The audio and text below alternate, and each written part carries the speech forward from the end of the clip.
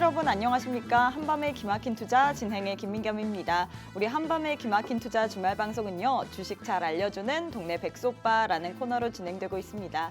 저희 방송 함께 하시면서 이 어려운 증시 다 함께 이겨 나가시면 좋을 것 같습니다. 방송하기에 앞서서 먼저 참여 방법부터 알려드리도록 할게요. 지금 화면 보시면 네모난 QR코드 하나 보이실 텐데요. 휴대폰을 꺼내시고 휴대폰에서 기본 카메라 어플리케이션을 실행하신 후에 TV 화면에 가깝게 갖다 대시기만 하시면 바로 입장 가능합니다. 혹은 문자로도 이용 가능하신데요. 문자 샵 3989, 샵 3989번으로 주잘백 3글자 입력 후에 전송해 주시면 저희가 10초 안에 웹페이지 링크 하나 보내드립니다. 링크 타고 들어오시면 되는데요. 이렇게 참여해 주시는 모든 분들에게 저희가 주식과 파생 상품에 관련된 교육 자료, 주식 유망 종목, 거기에 따른 히든 전략까지 세워드리고 있으니까요. 빠르게 입장하셔서 많은 참여 부탁드리도록 하겠습니다. 자, 그럼 본격적으로 토요일 방송 시작해봐야겠죠. 주인공 두 분 모셨습니다. 김정철 본부장님과 칼리 전문가님입니다. 안녕하세요. 네, 안녕하세요. 네, 반갑습니다. 네, 이번 한 주 어떻게 보내셨나요? 뭐 여행을 가셨던 것 같은데. 네, 뭐 사실 여행이라기보다는 네. 그냥 연수인데 제가 대학원 공부 열심히 하고 있는데 네네네. 연수를 단체로 갔는데 이게 연수인지 놀러 간 건지 잘 구분이 안 돼서 네, 제가 봤을 때는 뭐 거의 반 이상은 놀았고요. 네, 연수는 잠깐 한 것 같다. 약간 이런 느낌이고 대신 저는 투자 아이디어 하나를 얻어갖고 왔습니다. 어떤 투자 아이디어요? 네, 딱 여행 가자마자 제가 일본으로 갔는데 네. 인천공항부터 저 죽은 줄 알았어요. 뭐, 사람 너무 많아. 일본 어디로 가셨나요? 뭐 도쿄로 갔는데 일단 도쿄로 가서 타픽스 거래소에서 오프닝 벨 눌러줬고요. 네. 네, 오프닝 벨 눌러서 제가 조만간 사진 올려드릴 겁니다. 저희 이제 그 분들하고 여러분들이 해가지고 오프닝 벨 이렇게 딱 눌렀고 일본 거래소에서 그 다음에 이제 노무라 증권도 한번 갔었고요. 근데 이제 문제는 뭐냐? 그걸 통해서 뭐 투자 아이디어를 얻은 건 아니고 네. 확실히 확인은 했어요. 아, 일본이 엔저가 대단하구나. 저 일본 백화점 가니까 샤땡의 가방이 우리나라에 존재하지 않는 가방이 있더라고요. 네, 가브리엘 백땡이라는 그게 굉장히 있더라고요. 잘하시네요. 있는데 엄청 싸더라고요. 상당히 우리나라보다도 약 한 거의 100만 원이 싸지 않나. 약간 이런 느낌, 그 정도 느낌이었거든요. 근데 거기에는 존재하더라고요. 우리나라는 뭐 1년 내로 아예 들어오질 않는다고 하는데 그 가방이. 근데 여튼간에 안 샀어요.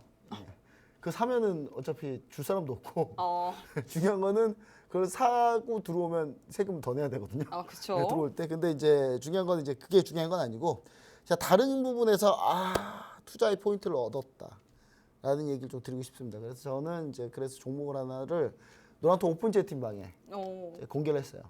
어떤 종목인가요? 공항에서 너무 붐벼가지고 출국 수속하는데 죽을 뻔했다. 네.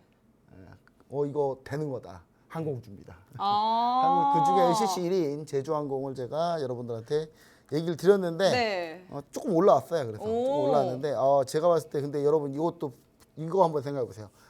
2019년이 코로나 직전이었잖아요. 현재 인천공항의 출국자 수가 2019년 대비 아직도 65%밖에 안 돼요. 아직 65% 정도밖에 안 되는 거예요. 2019년에 대비해서. 아직 좀 더 남아있다. 그리고 제주항공 이번 2분기 실적 발표할 텐데 잘 나왔겠죠, 무조건? 네. 무조건 잘 나왔겠죠. 그래서 그런 것까지 감안하면 타이밍이지 않나 라는 생각으로 저는 이렇게 일본으로 여행이 아닌 연수를 갔지만 그 갔을 때도 투자 아이디어를 생각하고 있었다. 이렇게 좀 여러분들이 좀 알고 계시면 좋을 것 같은데 제주항공 얘기해서 여러분들한테 막 얘기 많이 드렸어요. 네. 근데 요즘 시장이 에코프로 비행 아니면은 아무도 기억하지 않는 시장이기 때문에 금방 소외됐죠. 금방 네. 묻혔어요. 그 얘기했는데 사람들이 우리 노란톡 계신 분들이 그럼 제주항공은 알겠고요. 그럼 에코프로 비행 어떻게 하나요? 뭐 계속 그런 질문밖에 안 해서 다들 시장이 너무 힘드네요. 이런 시장 저 진짜 너무 오랜만에 봐서 네, 진짜 요즘에 에코프로 비행 아니면 뭐라고 할 말이 없는 시장이에요. 기억도 못 하죠. 네, 기억도 안 할 겁니다, 사람들이. 네, 이렇게 우리 전문가님께서는 이 연수를 가셨는데 그 안에서도 투자 아이디어를 얻으셨다고 합니다. 제주항공 같은 경우에 전문가님께서 노란톡방 안에 계신 분들을 위해서 드린 종목이라고 하는데 이 종목 같은 경우에도 드린 다음에 소폭 상승을 했죠. 종목 같은 경우에 나도 이런 종목들 받아보고 싶다 하시는 분들 빠르게 노란톡방 안에 입장하시면 좋을 것 같습니다. 우측 하단에 지금 네모난 QR코드 하나 보이시죠? 휴대폰 기본 카메라 어플 켜시고 TV 화면에 가깝게 갖다 대시기만 하시면 바로 입장 가능합니다. 칼리 전문가님이 이번 한 주 어떻게 보내셨나요? 네, 일단 이번 한 주는 월요일, 화요일 요 정도 때는 이제 좀 재미를 못 봤다. 저 역시도 단기적으로 이제 좀 나와주는 변동성이나 이런 부분들이 저의 이제 해석이나 이런 부분들이 이제 같이 맞아 떨어졌어도 네. 그 순간에 그 30분 내에 아니면 1시간 내에 움직임에서 그 자리값을 안 주거나 만약에 이제 변동성이 나왔다라고 했었을 때 이제 뭐 짧은 손절이 여러 번 나올 수도 있고요. 아니면 네. 이제 포기를 하다가 그 다음에 이제 추세가 나오는 그런 결과값이 나왔었는데 제가 이 방송에서도 좀 언급드렸었지만 이제 공개 방송을 통해서 교육을 한 2주 동안 그쵸. 진행을 했었죠. 얼마 전에.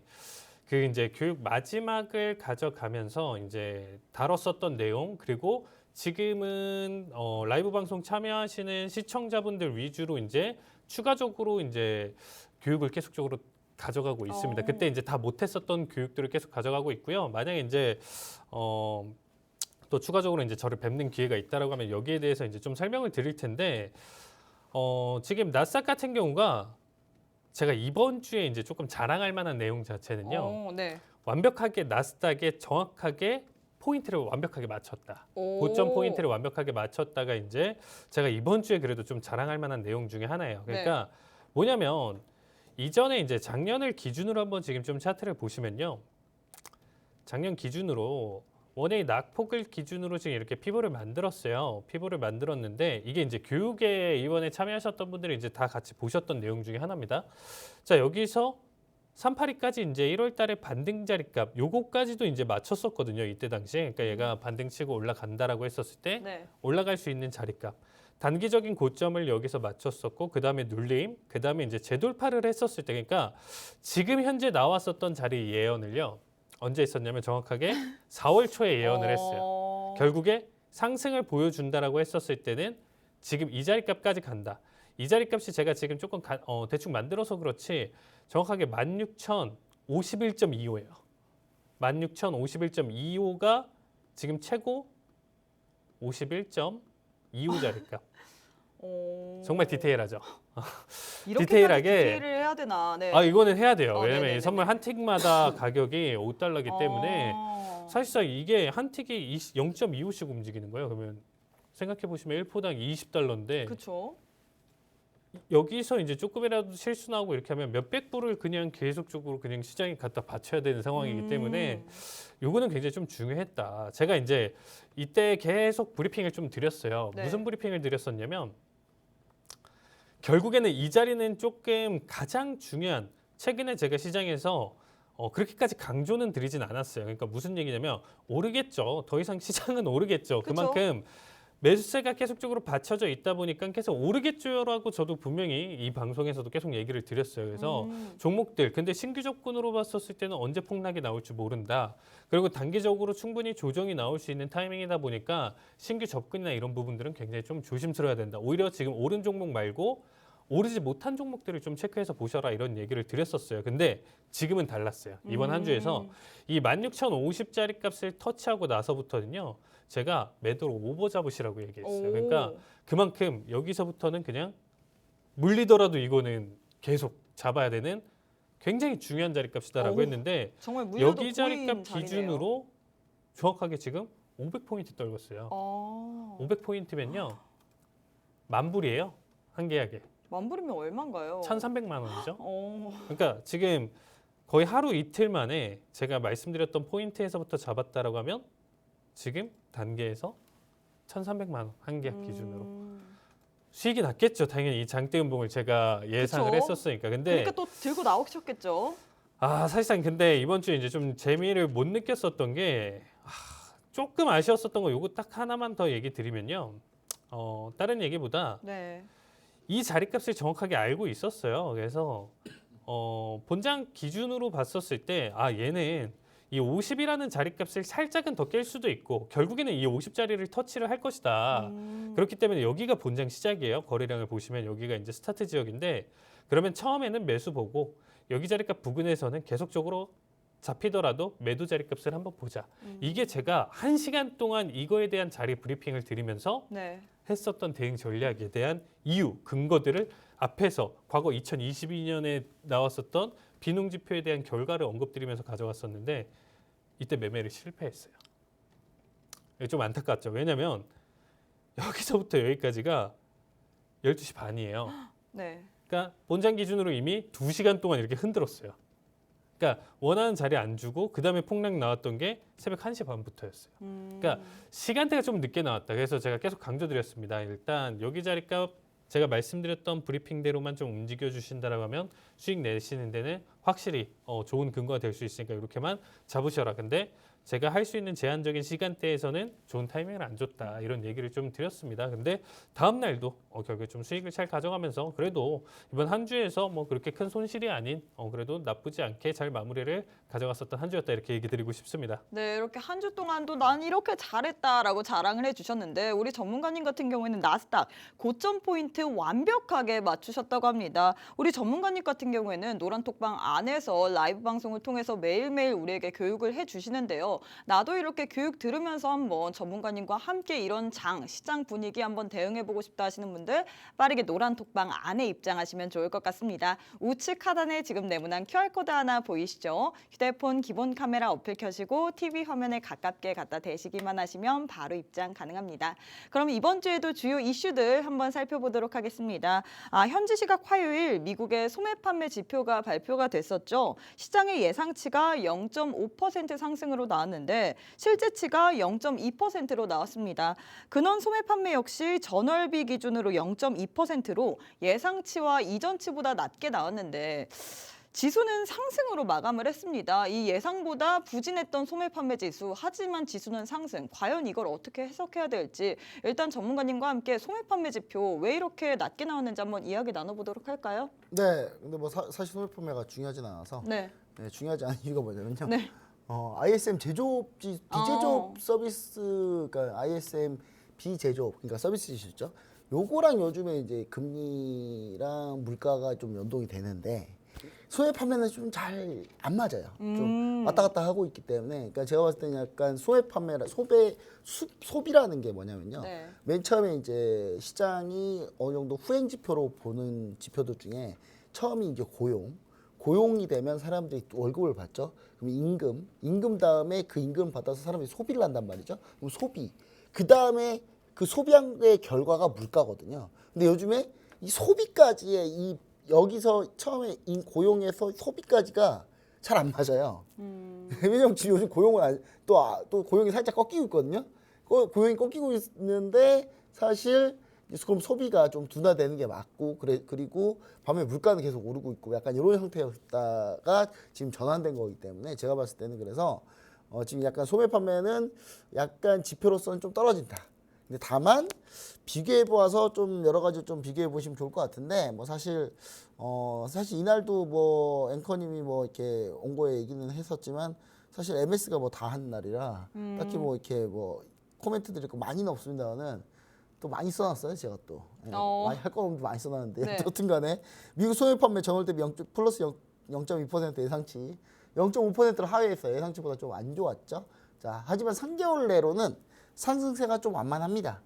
요거 그러니까 이날은 이번 달 별로 안 좋은데 연속해서 보면은 회복은 하고 있다. 정말 좀 더디게 가고 있다. 근데 회복은 하고 있다. 세부적으로 뜯어보면 온라인 전자제품 가구 등이 좀 양호했고요. 주유소, 건축자재가 부진한 흐름을 보였습니다. 여기서 이제 음식하고 주점 서비스 같은 경우는 보통 ISM 비제조업하고 약간 비슷하게 가거든요. 근데 주점하고 음식 쪽이 좀 소매 판매가 둔화됐어요. 요걸 또 어떻게 해석해야 되느냐. 그러니까 ISM 비제조업 지수가 강한 회복세가 나오면 보통 음식 주점이 좀 빠르게 올라와요. 이쪽 서비스 지표가 많다 보니까. 네. 사람들이 그럼 도대체 나가서 밥을 안 먹은 거 아니냐. 밥을 좀 아껴 먹은 거냐. 약간 이런 느낌이거든요. 근데 뭐 꼭 그럴 것 같지는 않고요. 일단 지표가 조금 괴리가 좀 있다. 이렇게 좀 보시면 좋을 것 같습니다. 지금 보시면 미국에서 품목별 소매 판매 보시면 아시겠지만 잡화, 온라인, 가구, 전자제품, 의복, 그다음 차 부품 여기까지 괜찮아요. 근데 음식 주전부터 이제 밑으로 떨어지기 시작하죠. 자, 여기서 중요한 게 이제 온라인 쪽은 확실히 살아 있고요. 잡화 많이 살아 있고요.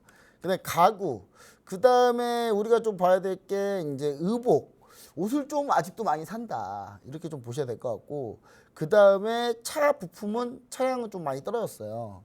자동차 구매는 조금 구매료가 많이 떨어졌다. 이렇게 좀 보시면 좋을 것 같습니다. 자, 보시면 전반적으로 6월 소매 판매를 보면서 무슨 느낌을 가질 수 있냐면 리오프닝 효과가 조금 지속되고 있구나. 그러면 미국이 리오프닝 효과 의류가 조금 잘 팔리고 있거든요. 의류가 잘 팔리고 온라인 중에 혹시 김민경 아나운서님은 옷을 어디서 많이 사시나요? 저는 온라인으로 많이 사요. 백화점 가서 사시나요? 네, 저 돈 없어서요. 그게 아니라 돈이 없어서 온라인도 왜요? 비싼 게 있겠죠. 온라인도 비싼 게 많은데 놀리세요. 여튼 온라인 쪽 강하고 의류가 네. 좀 강하다, 의복이 강하다는 건 뭐냐면 아직 그 의류 소비가 온라인도 많거든요. 그렇게 따지면은 좀 확실히 요 종목이 갑자기 눈에 확 들어오더라고요. 이게. 이 회사가 원래 어떤 회사냐면 원래 해외 브랜드인데 우리나라가 먹었어요 이거를. 우리나라가 먹었고 그 우리나라 먹은 다음에 이게 우리나라 브랜드가 됐어요. 그리고 이 브랜드가 그 골프 브랜드인 타이틀리스트를 보유하고 있습니다. 네, 타이틀리스트를 가지고 있고요. 그 다음에 이 회사가 이제 그래서 이제 미국 사업을 하는데 네. 중국 사업은 어차피 중국 애들이 돈 잘 안 주니까 중국 애들 뭐 하면 또 돈 많이 벌면 중국 애들이 돈 잘 안 주거든요. 네. 그래서 중국 애들한테 그냥 너네 대충 하고 로열티만 줘. 그래서 중국 사업을 그렇게 하고 있고 그러니까 중국 사업이 잘 되든 말든 그거 크게 신경 안 씁니다. 근데 미국은 얘네가 직접 해요. 그러니까 이 회사가 직접 하거든요. 그래서 이 회사가 직접 하는데 이 미국에서 이게 소비가 조금 괜찮아지면 이 회사가 주가가 괜찮아지는 거 아닌가 해서 이 회사 주가를 정말 오랜만에 봤거든요. 네, 괜찮더라고요. 상당히 좋아요. 그래서 제가 봤을 때 이 종목 우리 시청자 여러분 반드시 한번 보시면 여러분 옷은 언제가 제일 비쌉니까? 겨울이요. 가을 겨울이 비싸죠. 가을 겨울이 비싸면 언제부터 준비해야 돼요? 지금 바로 지금. 지금 이 순간. 예, 종목도 그럼 지금 이 순간부터 예, 뮤지컬 톤으로 하고 싶은데 이게 목이 안 올라가서 목이 안 올라가서 어. 여튼간에 그건 지금 이 그건 순간. 몰랐어요. 예, 몰랐어요. 네, 몰랐구나. 자, 네. 여튼간에 그 이 종목이 딱 제가 봤을 때는 지금부터 좀 관심을 갖고 있다가 타점을 노리면 좀 좋은 타점 나오지 않을까. 라는 생각으로 여러분께 얘기를 드리니까 노란통 메시지 오픈 채팅방에 반드시 참여하시면 좋을 것 같고요. 자동차 전자제품 소비는 증가세가 주춤하고 있습니다. 주춤하고 있고 반도체는요. 사실 이쪽 전자제품 판매에서 반도체가 그럼 잘 안 되는 거 아닌가요? 아니에요. 여러분 지금 반도체가 어디서 많이 사고 있냐면요. B2B로 많이 사고 있어요. 그러니까 MS나 뭐 아마존이나 뭐 이런 데서 서버를 많이 늘리고 있어서 그 서버에 들어가는 반도체 AI 반도체면 또 서버 반도체들이 많이 들어가거든요. 그쪽을 많이 하고 있어서 소매 쪽하고는 상관이 없다. 소매 쪽에서 전자제품 좀 낮게 나왔다 하더라도 크게 걱정할 건 없다. 이렇게 좀 얘기를 좀 다시 한번 드리도록 하겠습니다. 네, 이렇게 전문가님께서 미국의 6월 소매 판매에 대해서 이야기를 해주셨습니다. 이걸 보면서 우리가 리오프닝 효과가 지속되고 있구나, 지속되고 있는 거를 확인할 수 있다라고 얘기를 했는데 그래서 전문가님께서는 한 가지의 유망 종목을 주셨습니다. 이 종목 같은 경우에는 미국 사업을 같이 하는 의류, 온라인 소비 관련주라고 하는데 나도 이래서 이 종목 받아보고 싶다 하시는 분들 빠르게 노란톡방 안에 입장하셔서 종목명, 매수가, 매도가 모두 확인하시면 좋을 것 같습니다. 우측 하단에 지금 네모난 QR코드 하나 보이시죠? 휴대폰 기본 카메라 어플 켜시고 TV 화면에 가깝게 갖다 대시기만 하시면 바로 입장 가능합니다. 칼리 전문가님은 어떻게 보셨나요?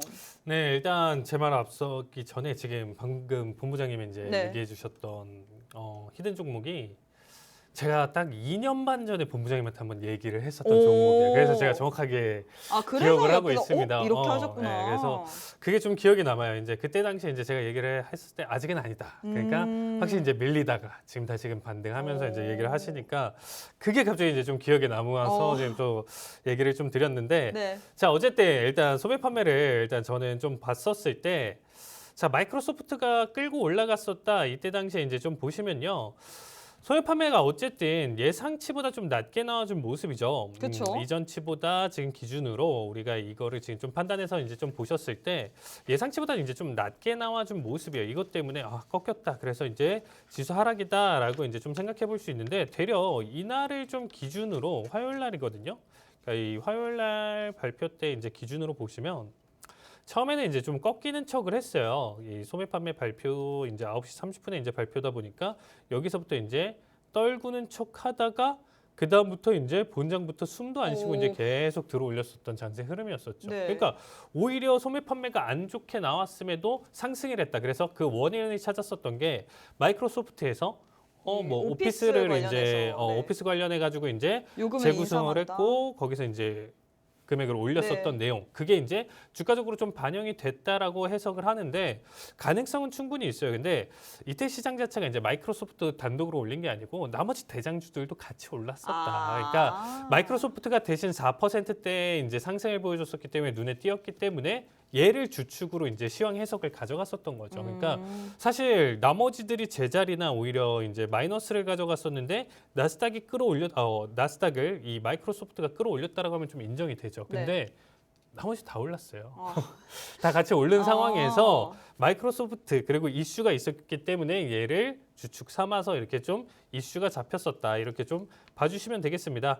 자, 어쨌든 우리가 이제 이 소매 판매를 놓고 봤었을 때 사실상 이게 상승률이 떨어진다라고 하지 지금 마이너스는 아니거든요. 그러니까 가파른 상승은 아니지만 둔화되고는 있지만 어쨌든 상승은 계속적으로 좀 보여주고 있다. 그래서 이거를 부정적으로만 해석하는 게 아니고 어느 정도의 긍정적인 해석도 같이 있었던 거예요. 그리고 또다시 이제 하나의 더 해석을 본다라고 하면 만약에 이거를 부정적으로 해석을 가져간다. 소매 판매가 안 좋아지고 지금 경기 침체로 넘어갈 수 있어? 그러면 연준이 선택할 수 있는 거 뭐죠?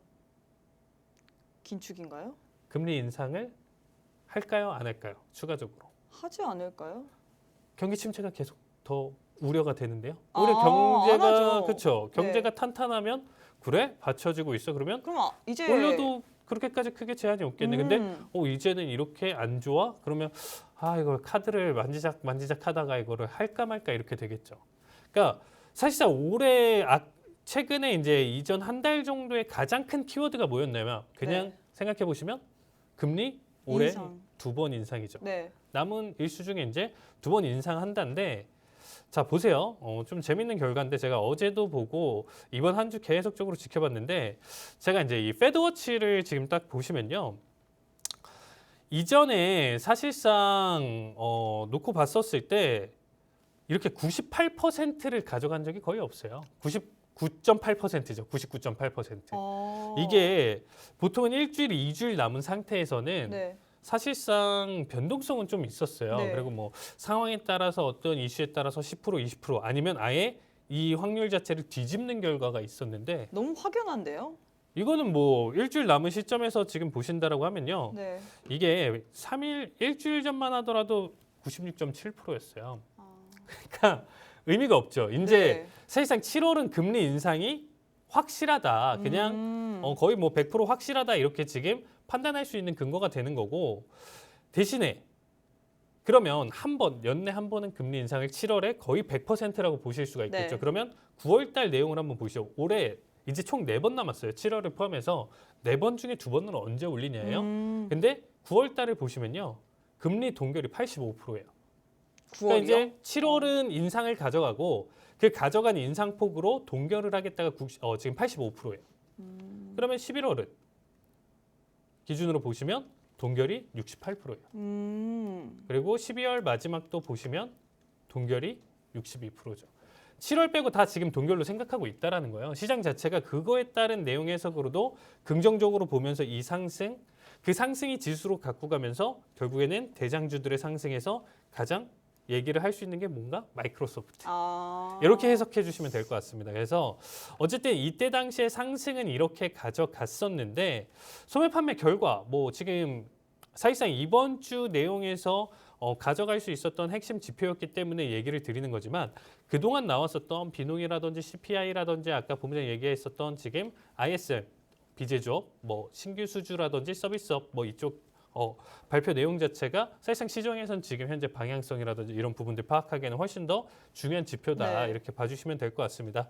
어쨌든 소매 판매 영향 지금 좋든 나쁘든 지수를 끌고 간다. 그러니까 지표 내용적으로 봤었을 때 상승을 끌고 갔었던 원동력이었었고요. 앞으로도 이렇게 좀 바라봤을 때 계속적으로 이끌어갈 수 있냐? 이거는 좀 이따가 다음 질문 내용에서 오. 대답 드리도록 하겠습니다.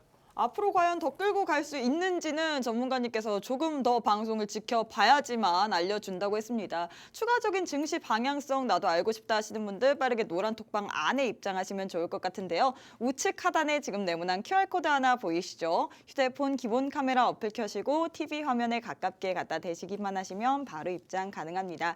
다음 이슈 한번 가보도록 하겠습니다. 이번 주에는 많은 기업들의 실적 발표가 있었는데 저는 그중에서 테슬라와 넷플릭스에 대해서 한번 살펴보도록 하겠습니다.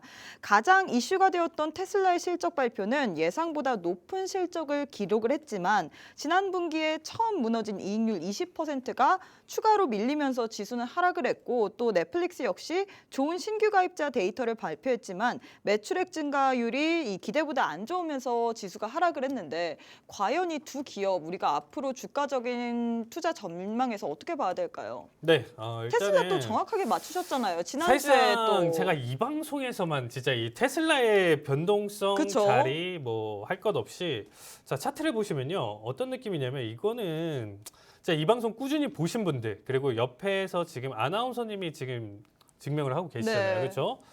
뭐냐면 이 100달러 얘기할 때 이 매도세도 정확하게 그때도 예측을 정확하게 했었고 맞추셨고 지난주에도 또 테슬라 얘기를 했잖아요. 그렇죠. 그 다음에 한 번 더 이 반등이 어디까지일 것이다라는 자리도 예측을 했었어요. 그러고 나서 꺾였었죠.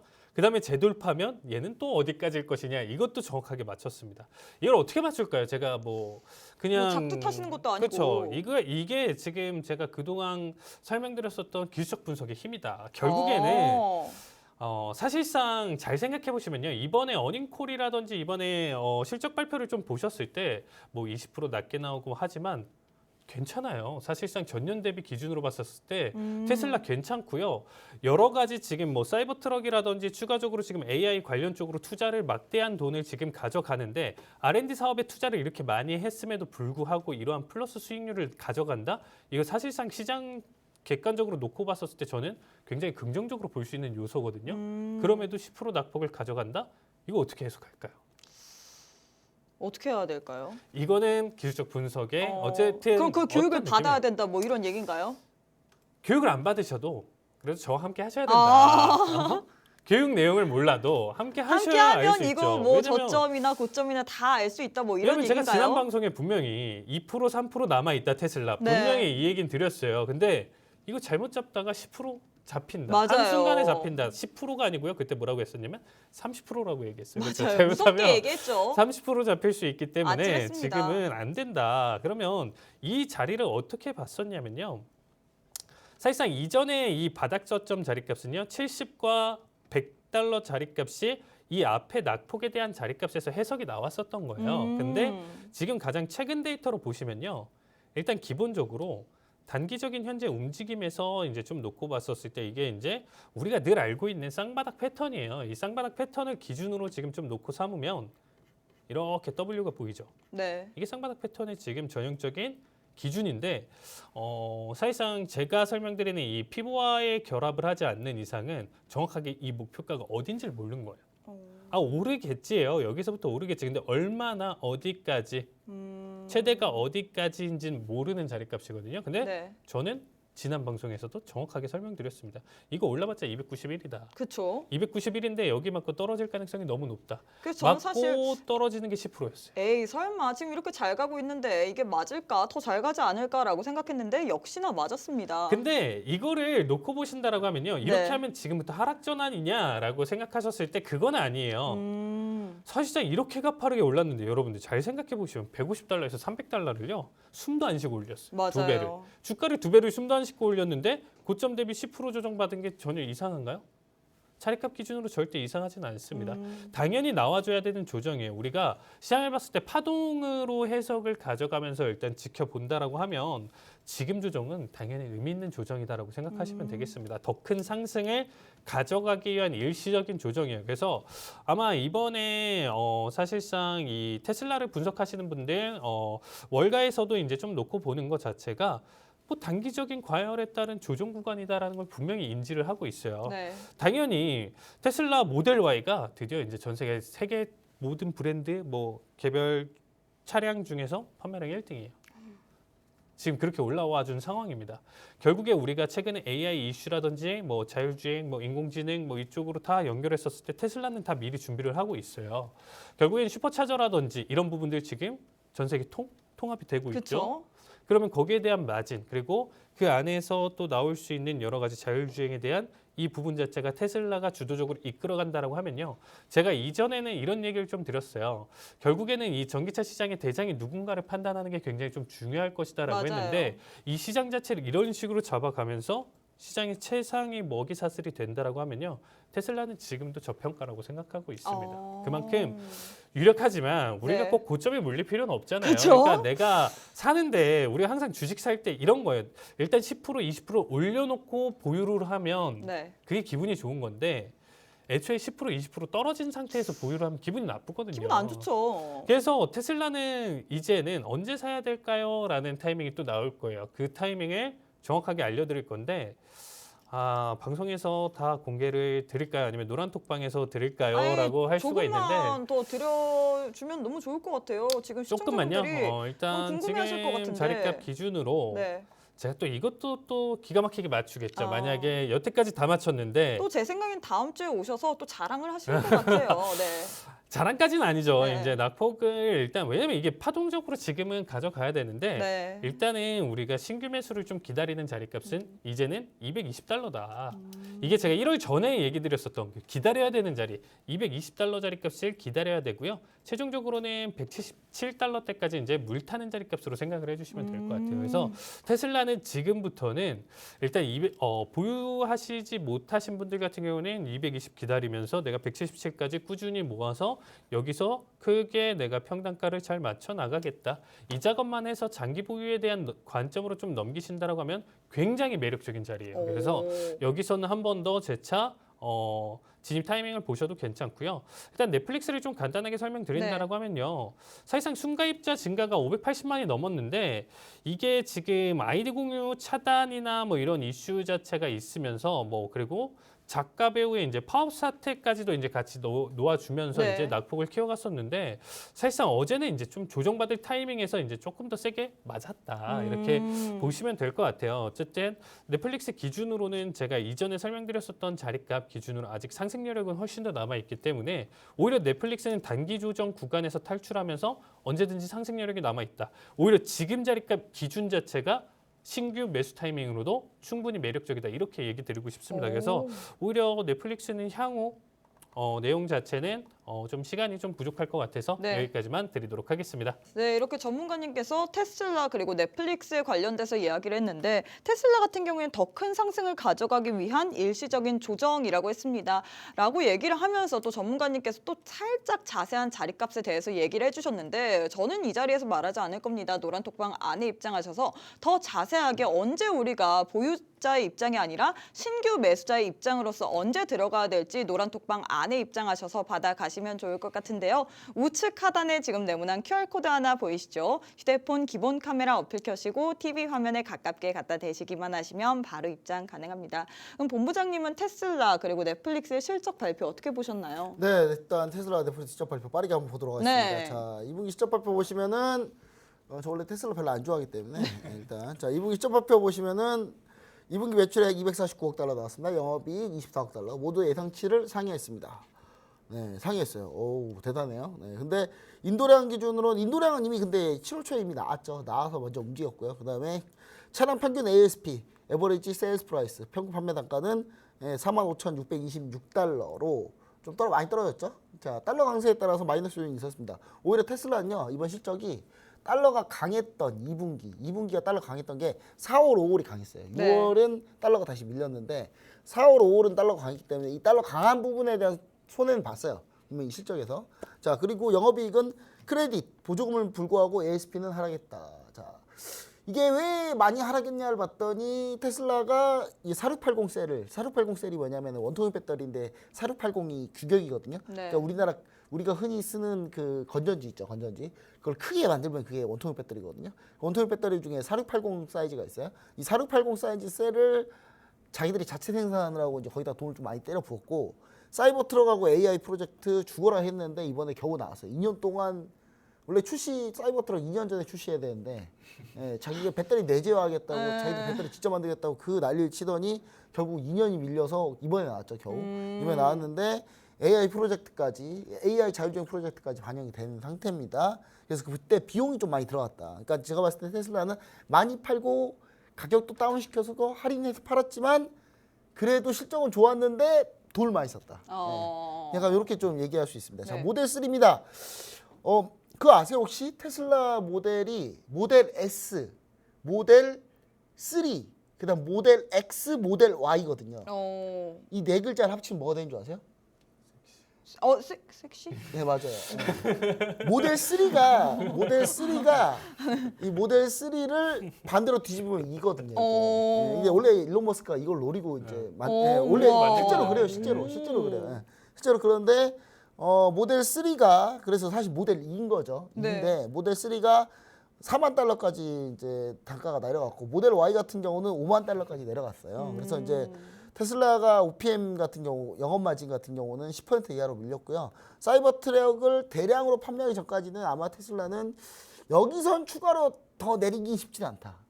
그러니까 차량 가격을 여기서 더 내리기는 쉽지 않다. 할인 판매하는 걸 여기서 좀 더 하기는 좀 쉽지는 않다. 저는 이렇게 보여지는데 근데 우리나라는 왜 할인이 안 되죠? 네. 이해가 안 돼요. 네. 왜 우리나라는 할인을 하려면 다 똑같이 해야지 왜 우리나라는 할인이 좀 덜해요? 이게 왜 그런지 모르겠어요. 이게 환율 때문인가? 아니면 테슬라의 정책 때문인가? 네. 저는 뭐라고 얘기하지는 않겠습니다. 네. 뭐라고 얘기하지는 않겠어요. 근데 상당히 의심이 돼요. 테슬라 같은 경우도 최근에 또 다른 부분에서 중국이나 이런 데서는 우리나라 예를 들어서 애플페이 한번 볼게요. 애플페이. 네. 애플 같은 회사도요. 애플페이를 중국에서 하잖아요. 우리나라보다 중국 수수료가 5분의 1밖에 안 돼요. 우리나라가 중국 수수료의 5배나 비싸요. 이해가 안 돼요. 애플과 테슬라는 우리나라가 호땡이라고 생각한다. 우리나라 호땡이라고 생각하지 않을까. 그래서 안 그러면 어떻게 이렇게 할 수가 있어요. 애플페이 보세요, 여러분. 애플페이 중국 가면 수수료 거의 안 받아요. 근데 우리나라는 그쵸? 수수료가 꽤 셉니다. 삼성페이 수수료 없습니다, 여러분. 제가 그렇다고 삼성을 좋아하냐? 또 핸드폰 삼성 그렇게 안 좋아해요. 저 삼성전자 그렇게 안 좋아해요. 저 LG 팬입니다. 네. 야구도 LG, LG전자. 집에 모든 제품도 다 LG예요. 저는. 네. 깨알 잘 근데 제가 삼성을 굳이 얘기하는 건 뭐냐면 그래도 수수료 적은 회사가 어딘지는 여러분 아셔야 될 것 같아서 그쵸. 제가 그냥 얘기 드리는 거고요. 갑자기 테슬라 얘기하다가 왜 삼성전자 뭐라고지? 여튼간에 테슬라가 근데 주가가 왜 밀렸냐? 매출 총이익이 좀 안 된다 이게. 매출 총이익 19%에서 18.5%를 방어할 수 있으면 그러면 괜찮을 거다 했는데 18.5% 깨졌어요. 18.2%까지 깨졌거든요. 근데 이거 크레딧 빼버리잖아요. 보조금 빼버리면 이거 어디까지 떨어지냐? 12% 이하까지 밀립니다 이게 나중에는. 그럼 보조금까지 빼버리면 12%밖에 안 되면은 보조금 받는 GM하고 포드 모델을 딱 따지고 보면 7, 8%거든요. 그러면 별 차이가 안 나요 이제. 네. 이제 테슬라는 별 차이가 안 납니다. 자, 테슬라가 이제 컨퍼런스 콜 때 나왔던 내용인데 2025년 시나리오인데 베스트 케이스, 워스트 케이스, 베이스 케이스 해가지고 이렇게 해놨어요. 근데 제가 봤을 때는 워스트 케이스로 가지 않을까. 이 베스트 케이스 18%를 지킨다는 게 말이 되나 이게 OPM을? 지금 OPM이 10% 미친데 이걸 다시 회복한다? 제가 봤을 때는 많이 상태가 안 좋다. 테슬라가 전체적으로 제가 봤을 때는 상당히 얘네가 약간 머리가 이상하게 된 게 아닌가. 근데 테슬라가 노리는 바는 있어요. 뭐예요? 충전 사업하고 충전 사업을 이번에 아예 그냥 자기들이 다 가져가려고 하고 있고 AI 자율주행에서 성과가 좀 있는데 요거를 이제 어떻게 하고 있냐. 우리가 AI 소프트웨어 제공해 줄 테니까 자동차 회사들 쓰고 싶으면 우리 거 써. 여기까지 나왔어요 지금. 네. 근데 안 쓰겠죠. 쓸 이유가 없죠. 얘네하고 방식이 다르니까. 자, 충전 사업도요. 사실 테슬라 대지코로 충전하잖아요. 네. 충전 효율이 좀 떨어져요. 오. 현대차 게 가장 충전 효율이 높습니다. 근데 테슬라가 자기들이 기준을 만들려고 하죠. 그럼 현대차 그럼 문제 생긴 거 아닌가요? 아니에요, 여러분. 대지코는 뭐만 붙이면 돼요? 대지코를 하나 더 붙이면 돼요. 그럼 다 전환됩니다. 예. 충전잭, 애플 충전잭 하나 넣으면 다시 다 바뀌잖아요. 그거 똑같은 거예요. 예, 그 다음에 베를린 공장 2배로 증설할 계획입니다. 근데 요게 중요해요. 그러니까 테슬라는 기가팩토리에서 원가를 얼마 줄이냐. 독일 공장 같은 경우도 기가팩토리로 현재 지금 만들고 있는데 기가팩토리에서 비용 소모를 얼마나 줄이느냐. 여기에서 테슬라는 승부를 보려고 한다. 예, 그래서 이런 거에서는 충분히 더 나아질 가능성이 있다. 테슬라 양력이 점점 떨어지는 부분에 대해서 오히려 우리나라 국내 2차 전지 관련주들이 오늘 왜 오르고 어제도 왜 올랐냐? 네. 테슬라가 안 좋아서 오른 거예요. 어. 왜냐 우리나라 테슬라랑 같이 하고 있는 거 별거 없어요. 많이 없어요, 솔직히. 우리나라는 테슬라하고 잘 안 해요. 그리고 그러니까 테슬라가 LFP 배터리는 죄다 중 거 쓰고 있고 고가 사양 배터리는 우리나라 거 쓰고 있긴 한데 그거 많지 않아요, 여러분. 그래서 제가 봤을 때는 테슬라가 안 좋으니까 우리나라 더 좋다. 에코프로 보세요. 달려가는 거 보세요. 도저히 이거 말릴 수가 없이 달려가고 있죠. 자, 그 다음에 뭐 넷플릭스 시점 발표도 할까요? 넷플릭스 시점 발표는 뭐냐면요. 요약을 해줄게요. 신규 가입자 엄청나게 늘었는데 말도 안 되게 늘었거든요. 갑자기 신규 가입자가 뭐 예상치가 280만인데 신규 가입자 580만 나왔어요. 어마어마하게 나왔어요. 근데 이게 뭐냐? 돈을 내지 않는 가입자다. 계정 무료 공유 금지시켰더니 가입자만 늘고 매출은 안 늘더라. 오히려 그것 때문에 더 부각돼가지고 더 폭락했다. 가만히 있었으면 그나마 좀 주가 잘 좋았을 텐데 오히려 인원수는 늘었는데 매출은 안 느네? 그럼 이제 넷플릭스는 사람들이 가입만 하고 돈 내고는 보지 않네? 약간 이 인식이 되면서 급락했다. 그래서 넷플릭스 바보들. 왜 이걸 가지고. 예. 자, 요거 뭐 엔터주 위주 공략하자 뭐 이런 건데 요거는 다음 시간에 제가 중계식 일요일 시간에 열심히 하도록 하겠습니다. 네, 이렇게 전문가님께서 테슬라 그리고 넷플릭스 실적 발표 리뷰를 해주셨는데요. 그래서 우리는 어떤 종목을 공략해야 되냐 그거는 일요일 방송에서 알려주신다고 하셨습니다. 추가적인 코멘트는 노란톡방 안에 입장하셔서 받아보시면 좋을 것 같은데요. 우측 하단에 지금 네모난 QR코드 하나 보이시죠? 휴대폰 기본 카메라 어플 켜시고 TV 화면에 가깝게 갖다 대시기만 하시면 바로 입장 가능합니다. 마지막으로 해외 선물 상품별 투자 전략 세워보기 전에 드디어 제10회 주절백배 모의 투자 대회를 연다고 합니다. 어떤 내용으로 진행되나요? 네, 자 저희가 모의 투자 대회를 드디어 10회 드디어 들어갔습니다. 저희 아무 때나 모의 투자 대회 하지 않습니다. 네. 정말 이거 저희가 2월 3월 달에 있어요. 2월 3월 달에 하고 그 다음에 처음 하고 있는 거죠. 7월 만에 4-5개월 만에. 거의 6개월이요? 거의 가까이 된 것 같은데요. 네, 그래서 여러분들 아무 때나 오는 기회가 아니라는 거 다시 한번 얘기 드리면서 자 국내 선물 해외 선물 모의 투자 대회 진행하고 있습니다. 자 여러분 제가 지금 기술적 분석 기초 및 심화 강의를 매일같이 해드리고 있어요. 네네네. 저 휴가 갈 때만 못했어요. 그거 빼고는 다 했어요 제가. 네, 그리고 대참가 접수. 그래서 이걸 기술적 분석 이걸 왜 하냐, 기초를 왜 하냐. 실제 모의 투자 대회 때 여러분들이 한번 이 기술적 분석을 써먹어보라고 한번 제가 지금 강의를 계속 하고 있는 거예요.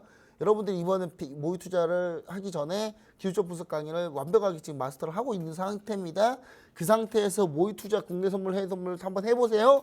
그 상태에서 또 모의 투자 국내 선물 해외 선물 모의 투자를 해보다가 여기서 내가 어느 정도 좀 자신감이 붙었다 그러면 실제 매매까지 실전 매매까지 갈 수 있는 그런 길을 현재 닦고 있다 우리가. 그렇게 보시면 좋을 것 같고 여러분 제가 얘기 드리죠. 3분기까지 주가 좋을 거라고. 여러분 보세요. 코스닥 지수 잘 가잖아요. 물론 에코프로 비행만 가고 있지만 여튼간에 지수 잘 가고 있잖아요. 제 말이 틀리지 않았잖아요. 그렇죠? 근데 그게 3분기까지라고요. 그럼 3분기 끝나면 4분기 되면 주가 급락해요. 주가 급락하면 여러분 주가 급락하면 여러분 그때 돼서 막 국내 선물 해외 선물 하락할 때 수익 나는 거 죽어라 해봐야 안 돼요. 그때부터 해봐야. 그래서 미리 하자. 미리 공부하자. 그래서 자, 참가 접수는요. 7월 22일부터 7월 30일까지 저희가 받습니다. 다음 주 일요일까지네요. 네, 그리고 7월 25일부터 무료 교육 시작해요. 모의 투자에 관련된 모든 무료 교육, 국내 선물, 해외선물 관련된 모든 무료 교육이 7월 25일부터 화요일부터 시작됩니다. 자, 대기간은요. 7월 31일부터 8월 11일까지입니다. 1등하면 저희가 300만 원, 2등하면 150만 원, 3등 100만 원 이렇게 저희가 제가 제공을 해드립니다. 그리고 참가자 전원 해외 선물 ETF, ETM 무료 교육 저희가 진행하고 있고요. 실시간 무료 방송 저는 하고 있지 않지만 우리 칼리 전문가님이 매일같이 열심히 할 겁니다. 네. 네, 부탁드립니다. 네. 자, 그리고 전체 거래일에 출석을 70% 이상 하시고 네. 왕복 매매 20번 이상 하신 분들은 모의 투자로 실전 말고요. 모의 투자로 20번 이상 하신 분 기본 상금 저희가 드립니다. 이거 반드시 같이 챙겨가시고 그러면 여러분들 충분히 여러분들이 같이 하실 수 있지 않을까 이렇게 좀 생각을 해봅니다. 네, 이렇게 드디어 거의 6개월 만에 제10회 주잘백배 모의 투자 대회를 시작한다고 합니다. 접수는 이 녹화가 아니라 지금 방송 당일인 토요일부터 다음 주 일요일 30일, 7월 30일까지 저희가 대회에 접수를 하고 있다고 하는데요. 나도 이걸로 한번 주식 그리고 파생 상품 한번 공부해보고 싶다. 나도 이 대회에 참가해보고 싶다 하시는 분들 저희가 기회 드리도록 하겠습니다. 노란톡방 안에 입장하시면 여러분들도 모두 다 참여하실 수 있는데요. 노란톡방 입장 방법 알려드리도록 하겠습니다. 우측 하단에 지금 네모난 QR코드 하나 보이시죠? 휴대폰 기본 카메라 어플 켜시고 TV 화면에 가깝게 갖다 대시기만 하시면 바로 입장 가능합니다. 노란톡방 안에 입장하셔야지 여러분들 참여할 수 있으니까 빠르게 노란톡방 안에 입장하시길 바랄게요. 자, 그럼 마지막으로 이 해외 선물 상품별 투자 전략 한번 세워봐야겠죠? 칼리 전문가님께서 진행해 주시면 좋을 것 같습니다. 네, 일단 지금 오일부터 보도록 하겠습니다. 네, 크루드 오일 같은 경우는요, 지금 일단은 제가 지난주에도 계속 오일 가격 오를 것이다. 네. 결국에는 이 폭 자체가 줄어들면서 잘 보세요. 지금 중요한 거는요, 결국에는 다음 CPI나 뭐 이런 지금 물가 지표를 발표할 때 이 부분이 굉장히 중요합니다. 이전에는 고점에 있었다가 바닥이었다라고 하면요, 지금 상승, 하락을 계속 보여주니까 이 차이를 줄여가고 있다. 그래서 그에 대한 이 전년도에 대한 기저 효과가 사라지면서 그런 드라마틱한 낙폭 자체를 가져가기 힘든다예요. 그래서 일단은 지금 천연가스까지도 5%대 폭등을 하면서 지금 상승세 같이 보여주고 있는데 결국에는 이 추세 자체가요. 이번에는 앞에서의 이제 변동성 반등 흐름이 아니고요. 추세를 좀 타면서 넘어갈 수 있어요. 그래서 제가 이번 지금 다음 주까지 좀 기대값을 갖는 거는 당연히 80달러대 부근대까지 좀 올라올 수 있고 일단은 여기 자리값 가져간다라고 하면 잠시 주춤하고 단기적으로 좀 눌러줄 가능성은 있다. 이렇게 봐주시면 될 것 같습니다. 매수비 관점 계속 유지하시면 좋을 것 같고요. 자, 일단 골드 같은 경우가 생각보다 좀 많이 올라와 줬어요. 제가 이 자리값도 지난주에 이제 딱 정확하게 이제 타겟으로 얘기 드렸었던 마디값을 바꾸지도 않았거든요. 제가. 그래서 이제 1970대까지는 지금 올라와 줄 가능성이 있다. 상단 라인 때 마디값까지 올라와 줄 수 있다라는 얘기 드렸었는데 지금 정확하게 터치 보여주고 나서 이 구간대 지금 횡보 자리값을 가져가고 있는 모습이에요. 그래서 일단 골드 같은 경우는요. 여기 자리값에서 일단 한 템포 쉴 가능성이 높다. 다시금 달러 인덱스가 100달러 안착하면서 상승 흐름을 조금씩 보여주고 있기 때문에 골드 자리는 다음 주 기준으로 좀 횡보 자리값, 현재 기준으로 제가 보통은 방향성을 얘기 드리는데 골드는 좀 이 자리값에서 좀 버틸 가능성이 높다라고 보시면 될 것 같아요. 그래서 좀 단기적인 대응 자체도 뭐 볼린저 밴드라든지 이런 부분들 활용하면서 폭내 대응을 생각하시면서 가져가시면 좋을 것 같고요. 자, 나스닥 같은 경우가 이제 2% 떨어진 겁니다. 여러분들 이거 막 그렇게까지 생각하실 필요는 없어요. 이제 시작이다라고 생각하고 있어요. 일단 조정 자체는요. 지금 현재 보셨을 때 2.3% 조정받았었던 거 지금 하루 이틀 만에 낙폭 보여줄 수 있습니다.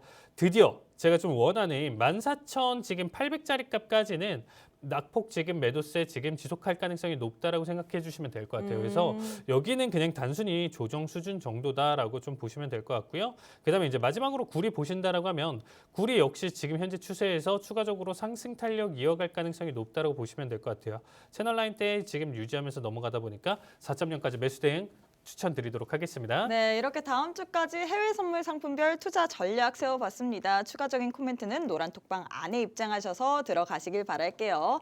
네, 저희가 준비한 내용은 여기까지입니다. 본 방송은 투자 판단에 대한 조언일 뿐 해당 종목의 가치 또는 상승 하락을 보장하진 않습니다. 이 점 꼭 참고해 주시길 바라겠고요. 저희는 내일 이 시간에 다시 찾아뵙도록 하겠습니다. 시청해주신 여러분 고맙습니다.